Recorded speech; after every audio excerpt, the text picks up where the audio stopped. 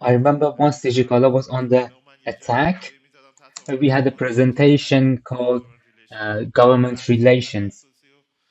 Well, it's a technical uh, course, and I think it's self-evident. Every company and big organization must have a way of communication with the government of the country. In Iran, it's the same.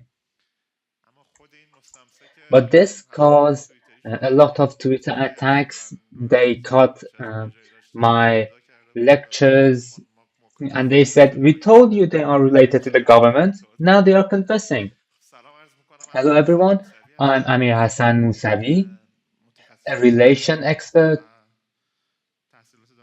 PhD of philosophy of science and technology. I've been working in Digikala from 96 to 1402 Shamsi, and my last responsibility in Digikala was Chief Executive of Organizational Communication, uh, which consists of governmental relations. I just want to talk about my own experiences. What happened that these companies like Digikala thought about this professional position. This is how it goes. Please fix the slides. This is how it goes. We were accused of stealing 5 million masks in Digicala, if you remember. If you can fix this, I will be so thankful.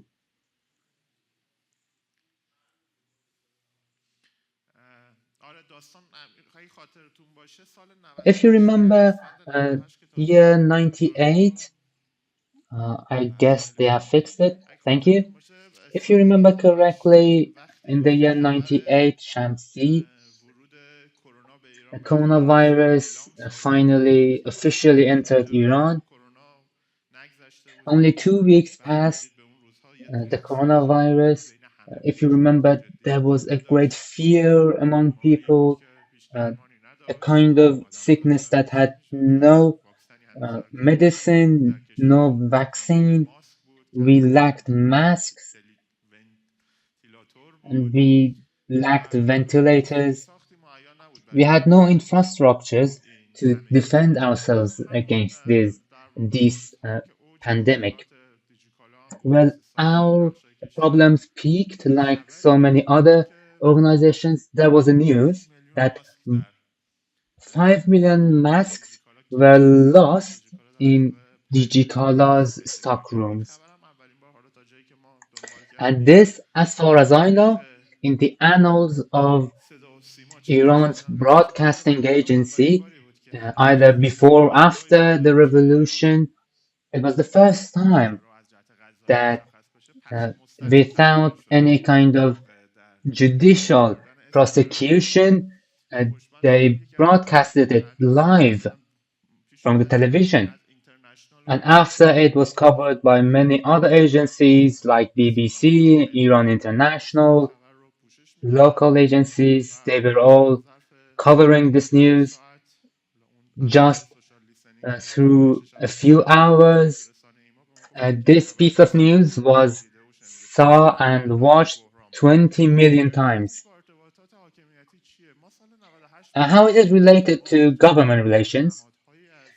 That was when we found out that we must communicate with the government, and there is a department in the world called government relations. That was the first time I heard this phrase. And do you see this man down here on the left? He was a judge to whom we were trying to explain what a marketplace is. And uh, he believed that if you have masks in stock, but why is it not there on your website? On the website, it said not available now. And he knew nothing of the marketplace processes of the several uh, sellers we had, and the fact that these may be owned by someone else. And that was not a place for us to explain. And that's when we understood that we must have a way to communicate with those who can affect Digikala, even if they are the government, in the judicial power. We have to communicate them before the crisis. That blow we took because we didn't know the communicative ways with the government. And after that, we realized that we must brainstorm and make a department of government relations. Relations is a well-known department all around the world. It's a department that can adapt and change size. I mean to say that it's not a department that every startup must have. It's only for those who are have turned into a corporation and they have probably international problems like Apple and Samsung. They have international problems. They have branches in different countries. Each country has its own regulations and rules and infrastructures, and these departments are active in different countries. But in Iran, we do not really have international corporations, as one might say. We have talked about exploring the foreign possibilities, but in Iran, we have at least 100 uh, companies that have nationwide affairs. Their affairs are nationwide and for government to handle and for the media to see. And this communication is necessary. Let's take Amazon. It's it controls around 50% of the US retail sale, and the US government cannot be ignorant of them because they are intertwined. And that company is so effective in the governmental matters. An example is Meta and the crisis of Cambridge Analytica and how they affected uh, America's elections when Trump was elected. That hasn't even came into clearing right now. When some tech corporations can prove this much effective in the governmental matters, and we've seen it in the recent US election. In Trump's election ceremony, we saw that the first row consisted of only tech corporation owners. So we cannot dissociate tech owners from the politics, even in a country like America. Well, governmental relation is consisted of parts like lobby, which in our country is frowned upon, and that's why it has negative effects and it's being applied in the worst way possible. In dark rooms, not transparent ways. I believe the first step for making this transparent, we must uh, we must uh, accept this word lobby. Well, each decision made in the parliament has its own beneficiary. It benefits some people and maybe decreases the benefits of someone else. There is a balance, so it's only natural of these beneficiaries to have their own counselorships, to communicate through official channels,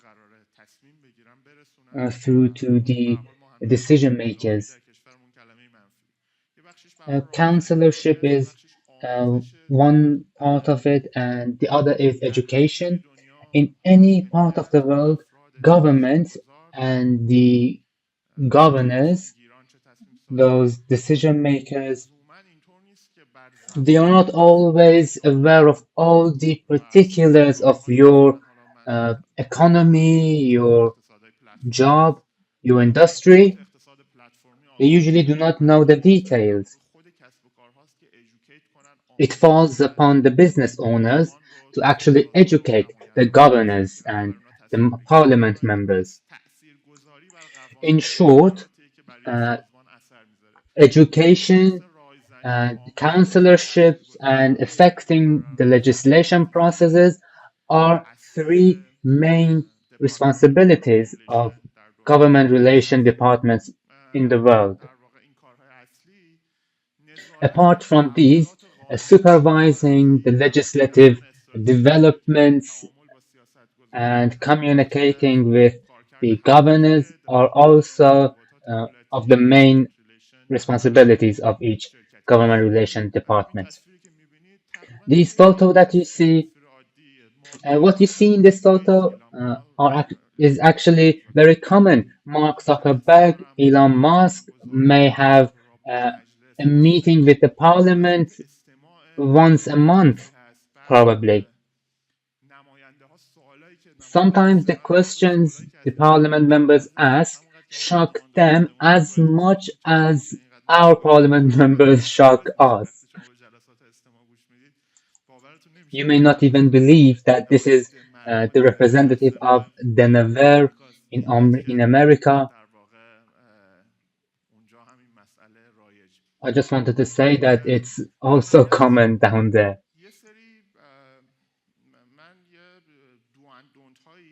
Actually, I have a list of do and don'ts in the Department of uh, Government Relations. I guess it's comprehensive. Some of them are from my own experiences. I tried to localize it for Iran, and this is what I got at finally. This is the final draft. First of all, establishing a relationship. Every relationship must be able to communicate with its beneficiaries. If I'm working with food, of course, the food and medical education organization wants to be in contact with me. Based on the sector that you are active in and the industry you're in, you must be able to get in contact with uh, those beneficiaries who are related with uh, your industry. Second, being in touch. For a company as big as Kale and Snap and Digikala, they must be able to be updated daily in sense of regulations that are related to their industry. I will also talk about the department structure. There must be a constant uh, pursuit of each and every rule and legislation that is made and refined. Each and every of them can have a positive and negative side. Number three is working with technical commissions and in the agreements and meetings that will result in important legislations with those who are going to make the decision. You must work with them and try to affect them. But you must be aware of the misuse of data that can happen here. You have to support the educational processes. For instance, in India, they sent a large number of politicians to technical courses on fintech just to educate them. So it might result in uh, corruption if safety measures are not taken. But the good side is that uh, private corporations uh, are directly affected by these people, and keeping them updated of the rules that change month by month is one of the responsibilities of the private sectors. Keeping the relations transparent results in transparency itself. In my experience, the people in the government are anxious to even get close to the private sectors because uh, there is an idea that there's always one possibility that they are going to have um, a private agreement. That's why they joined Snap or Digikala. Nowadays, that's how people think about that. And we, as government relation specialists, uh, are responsible for making that culture, because if that doesn't exist, it results in transparency. Adhering to morality is one of our key responsibilities uh, of the private sectors in connection to the government, and it's very important. Acting respectively, uh, communicating respectively. Usually, the private sectors views the government uh, as an adversary. I have seen it in the government sectors that they view the private sectors as someone who only wants their money to multiply, and they only think about earning money for the company. Last week, Mr. Pezeshkian had a lecture. It was interesting. Mr. Pezeshkian said, the president, uh, I have never worked in the private sector because uh, I never wanted to take money from people. Mr. Pezeshkian is under the impression that the money that the government gives him comes from his friends. This idea that the private sector is taking money from people and the government, because it's not from people, it must be inherited from his friends or his forefathers. As we see these views exist, and we are also responsible for changing them, a long-term focus and a long-term goal. If a company wants to become um, a local brand, something like CNET, when they asked Merkel what Germany means, he said Germany means Siemens or something like Samsung. When they ask school children, where do you want to work in the future? They say, I want to work in Samsung. These require a correlation with governmental elements, and they have to both strengthen the other one. You mustn't focus on short-term relations.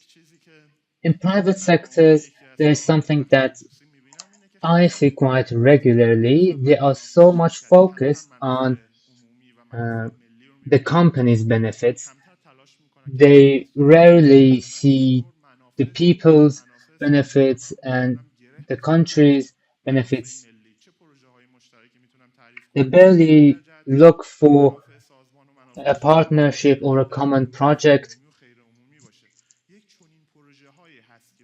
Projects like this can be where the government and the private sector connect.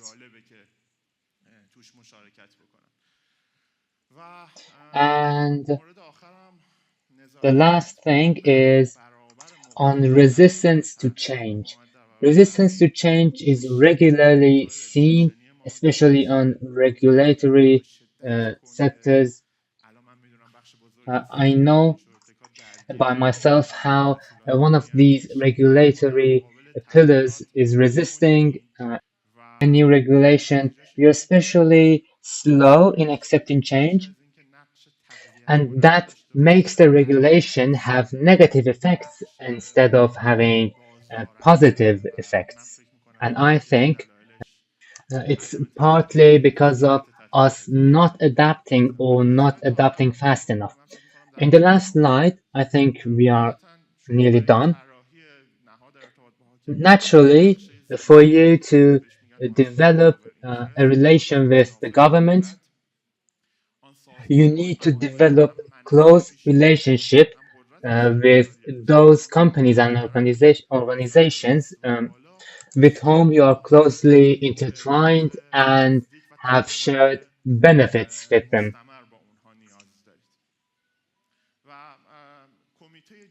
And GR committee, a part of the GR committee in each uh, corporation has these four main parts.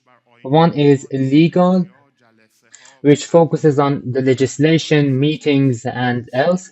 CEO or chief executive of each company, they are the chief decision makers, and definitely the ministers expect a CEO to come and visit them, no one else.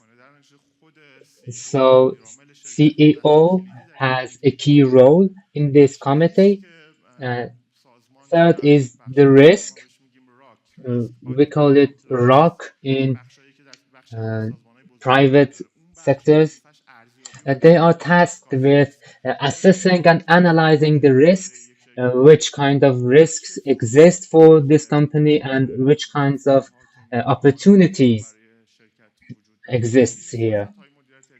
Education, risk management, these are for the risk management of the committee to handle.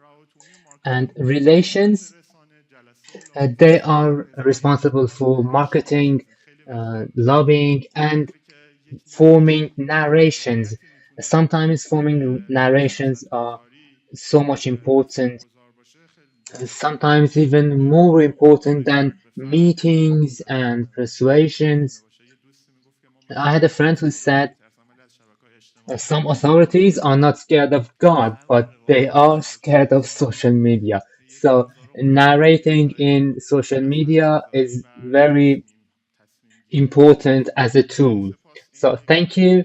Uh, this was a brief experience. Thank you for attending.